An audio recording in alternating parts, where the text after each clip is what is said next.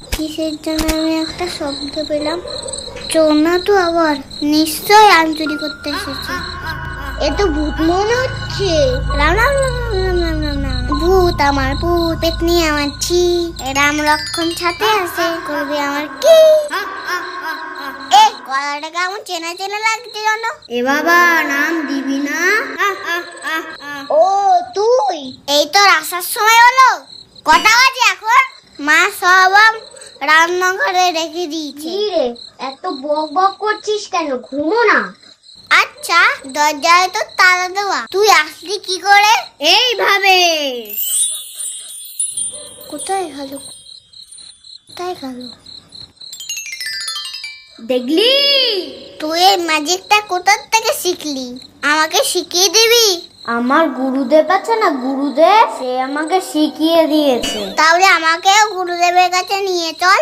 আমার গুরুদেব আবার যাকে তাকে ম্যাজিক শেখায় না। তাহলে তুই শিখিয়ে দে, 4টে আম দেবো খুনি। না না, এসব আমার আমটাম লাগবে না। আমার দাঁতে পোকা না, তা তুই এসব শিখে কি করবি?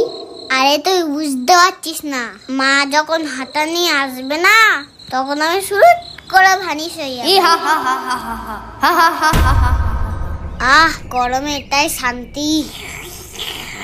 আইসক্রিম, ইস কতদিন খাইনি। তবে গেছে ভূতটা দেখছি তো আমার আইসক্রিমের দিকে তাকিয়ে আছে। ও এত লোভ দিচ্ছে, 3বার ফেলে দিয়ে খাই। তু তু তু।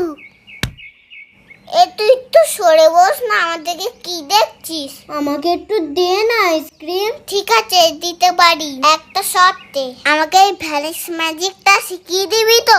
হ্যাঁ, দেবো খুনি। তুই আগে একটু দে তো আমার। একটা নিবি কিন্তু বেশি নিবি না। দাঁড়া, আমি ধরছি, তুই খা। এটা কি হলো? তোর কত বড় গাল, একটা পুরো আইসক্রিম খেয়ে নিলি। এখন কি খাবো আমি?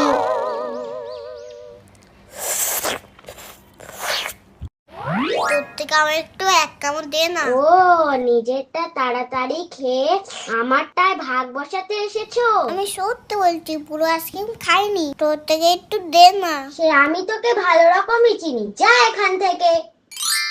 এই তুই আর একটা আইসক্রিম খাবি? ওই দেখ আমার দিদি খাচ্ছে। এই তুই ওই দিক ফিরে কি বিড়বিড় করছিস রে? যাই করো না কেন, আমি কিন্তু আইসক্রিম দেব না। হ্যাঁ, কোথায় গেল?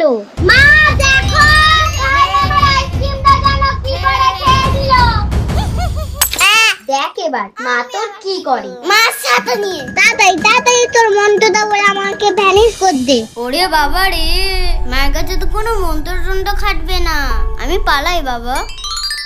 আইসক্রিমটা খেতে পারলাম না, মারি